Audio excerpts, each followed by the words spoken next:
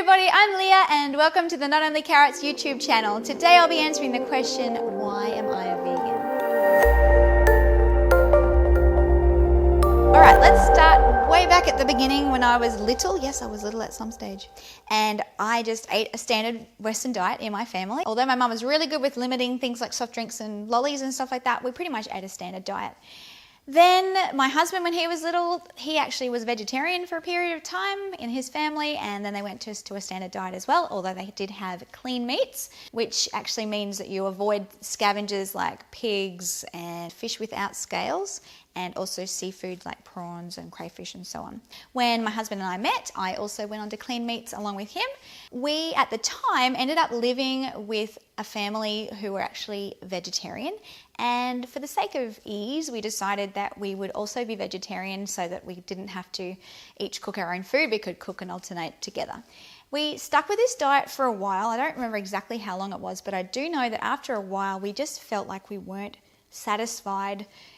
After a meal, we'd get hungry really quickly, and my husband actually ended up being unwell, and we decided that we would go back to eating meat again and work out what was going on. And that's what led us to read 3 really important books. One of them was recommended from a friend who had watched an interview and had heard of a woman called Dr. Jane A. Plant, who had actually experienced breast cancer firsthand and ended up curing her own breast cancer by eliminating dairy from her diet and adopting an almost 100% plant-based diet. And I read her testimony and was so blown away by it that I encouraged my husband to read it, and he also read it and he was blown away by it.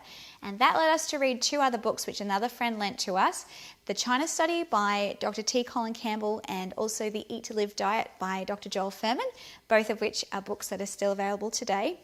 And both of these books showed statistically why adopting a whole food plant-based diet was going to eliminate or greatly decrease your chances of getting heart disease, cancer, or dying from a stroke, and also how to actually have more energy in your life, how to maintain a healthy weight, and so on.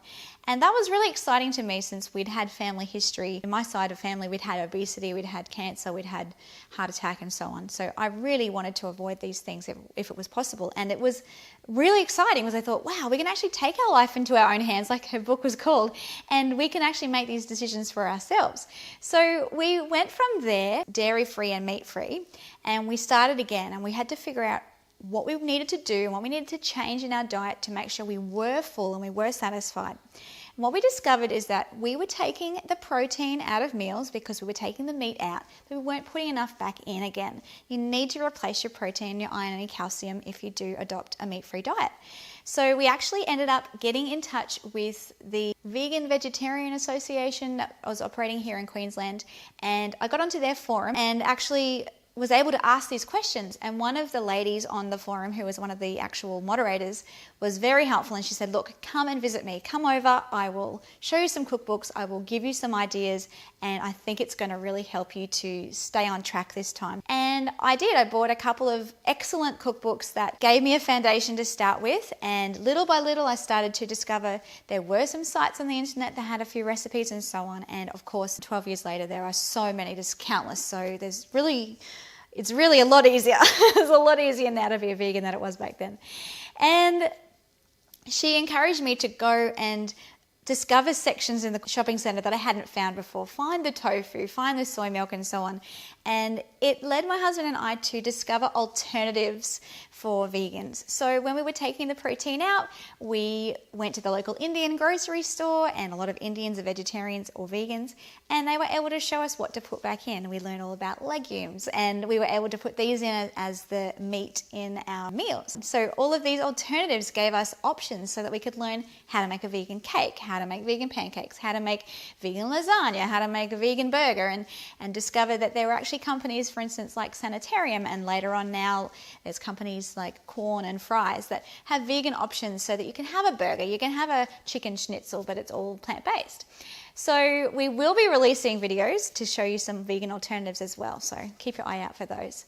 So once we were able to discover all of those alternatives, it just changed our life around. My husband and I have not been sick like that ever again. We haven't had to go off the diet ever again. We went to the vegan milk section in the long life milk aisle at the shop, and we literally tried every single milk. And we ended up finding a rice milk that we liked that was protein enriched with chickpeas. Now we drink soy milk, and occasionally I'll have rice milk in certain recipes.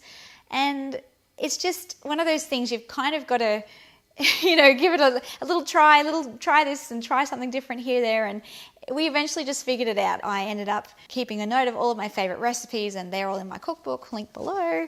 And the main focus really, if I could summarize why we became vegan, it was because we wanted to be healthier, we wanted to live longer and spend less time sick in our old age. There are other reasons for people to become vegan, not only health, but it could also be animal rights and the environment as well. And although animal rights and the environment do play a part of a role, they aren't the overall driving force behind our plant-based diet. But the longer we live a plant-based lifestyle, the more the meat and dairy and egg industry practices start to bother you, especially with factory farming. It's not a pretty industry. So even though it isn't the 100% the driving force behind it, it certainly is a very much a motivator along the way. So if you are interested in adopting a whole food plant-based diet, make sure you leave a comment or a question below if you perhaps are not too sure about where to start. But just accept the fact that there are so many people who have gone through what you're going through. If it's hard initially, we've been there. It took about 6 months to finally find our feet with it. I tell you what, anyone who's trying to become vegan right now is having a way easier time than we did. There were no cheese substitutes like there are now. There are no fake egg substitutes. There were very few burgers, and yeah, you guys have got it really easy.